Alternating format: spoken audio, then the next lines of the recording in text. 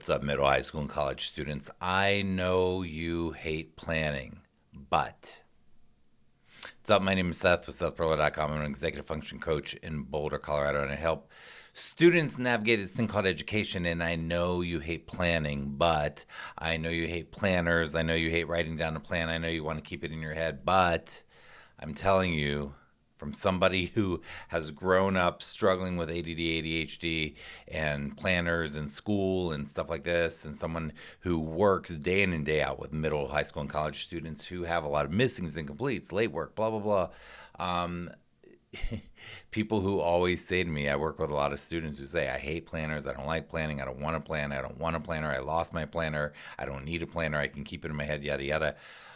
Look, my job with my students is to make your life easier. So, the students that I work with, my job is to make their life easier.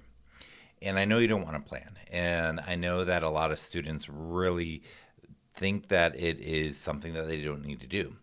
The thing is that I want, you want, your parents want, your teachers want, people who care about you want you to be healthy, happy, and successful. And what that means is that when you're, first of all, right now, as a young person, you want to have a fantastic life, but you want to become an adult who has a fantastic life. You don't want to become an adult who is struggling financially, who's struggling with careers, who's struggling with relationships, who's struggling with things. And you want to be someone who can do whatever you want to do. You want to have freedom. You want to have fun. You want to have choices. You want to have possibilities. You want to have a great life.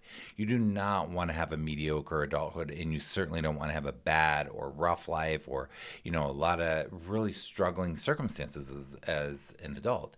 And in order to do anything you want to do, you have to know how to have what's called good executive function.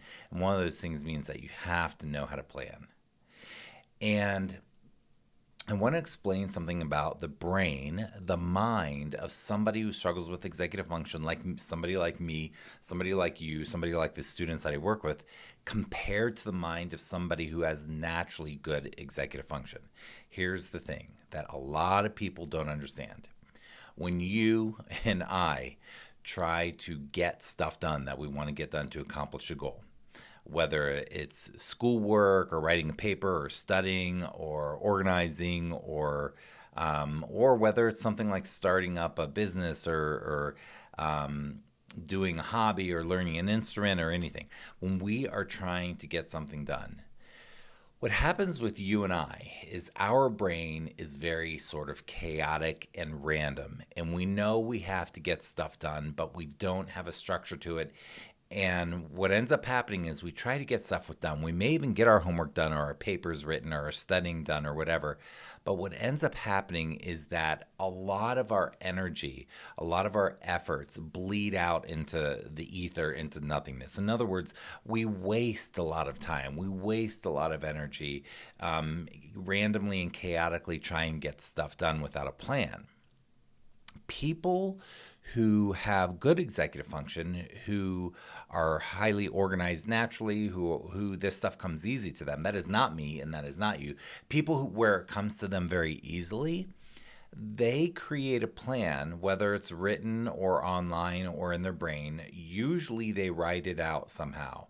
And they spend a lot of time planning and structuring things. Then they get things done very efficiently, thus saving a lot of energy. So their minds work in a very step-by-step linear way, where your mind and my mind works in a more global, random way. Now, we have advantages. You and I have advantages to having that kind of a mind where we can think more flexibly, where we can be very creative. So we have a lot of gifts that come along with that. But our resistance to planning really holds us back. And what happens is that you and I waste a lot of time and energy and essentially quality of life by not being willing to plan. And when you are willing to plan, what happens is you create a structure for being able to get the things done that you need to get done. You're able to get them done more quickly, which means that you have more freedom, more fun, more possibilities, more opportunities, more joy, a better quality of life. So anyhow, I just wanted to make this video for you because I work with so many students who say, I hate planning, I hate planners, I don't want to plan, I don't need to plan. And once I can work with them them and get them to change that and get them to start planning, their life gets easier and better. They're able to get stuff done much more easily. Now, I'm going to end this video with, excuse me, there's my phone. I'm going to end this video with the simplest planner advice that I can give anybody on earth. So if you hate planning and you hate planners, and you're like, okay, Seth, I get it. I buy it. I understand. I do believe you that it actually will make my life better, that I do chaotically work on stuff and randomly work on stuff, and I waste a lot of time and energy, and it takes me forever to get things done, and I wait till the last minute, and I am realistic enough and honest enough with myself to know that that is not in my best interest. Okay, Seth, so what do you got? So here's what I got for you. If you really are that resistant and it's really hard for you and you don't want to use a planner, the most simple thing that I can give any of my students is this. Here's what you do. You grab a note card. I like the ones that are multicolored. Grab a colorful note card, and on the top of the note card, you can do this any way you want it. But for now, just do this. Write today.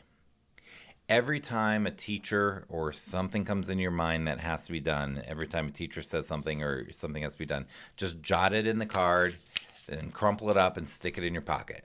Somebody says something else, pull it out, jot the next thing on your list.